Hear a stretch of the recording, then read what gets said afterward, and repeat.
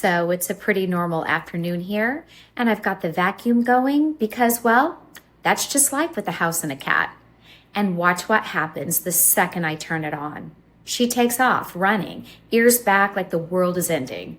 And it got me thinking, because to us, that's just background noise, right? It's just the vacuum. We barely register it anymore. But to her, it's clearly something else entirely. And that made me start wondering, how many sounds in our house that we've just tuned out are actually still bothering the people or the pets or the babies around us? Like, is the blender really fine just because I've stopped noticing it? Or have I just gotten used to something that's still loud enough to matter? That's honestly what sent me down this whole rabbit hole, because I wanted an actual answer instead of just guessing. So I picked up this decibel meter to start measuring things instead of assuming when you turn it on, you get a choice between a black or white interface. And I went with the white one because I like how clean it reads at a glance. First thing I did was run the firmware update, which is quick, and just make sure you're getting accurate readings out of the box. So I'll show you what that process looks like. Once it's updated, I started testing the appliances we use every day without thinking twice about them, starting with the vacuum and then the air purifier. And I switched the meter into the waveform view for this because I actually wanted to see the sound moving in real time, not just a single number.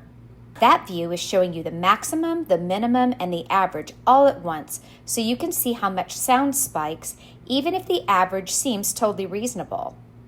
And honestly, seeing the numbers next to her reaction earlier made a lot of sense of what I was watching. If you've got pets, or honestly, even just sensitive ears, in this house, it's worth actually checking what your appliances are doing instead of assuming that they are fine. And this is the meter I'd grab to do it. Here for the theme, you're going to choose theme, okay, and you can choose between the dark or the light mode for the screen. I happen to like the light mode. Here, you want to come through the settings menu and go down each line. When you get to the temperature and you want to open it, just click OK, and then you can choose between Celsius and Fahrenheit. It defaults to Celsius, which if I do the back arrow, puts it here.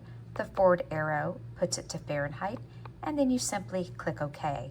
To go back to the main menu, just put the arrow back, and you can go through each of these settings to choose the features that you need. Also from this menu, you want to go into your settings as well.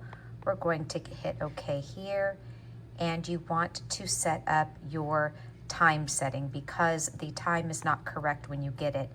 As you see, the date here is October the 8th of 2024, and it currently is the year 2026 for me. So I'm going to go and change this time setting. We are here on the home screen. You can change the mode to be fast or slow here simply by pushing this arrow. And the one thing I like is it does give you the temperature and the humidity. I think that is just an added plus of a feature. You can see we've got my date up here fixed, and it's picking up the sound as I speak.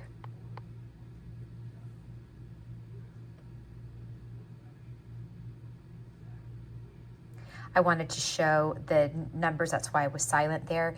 You see when I'm not speaking, just the sound of quietness in my home rates at a 35.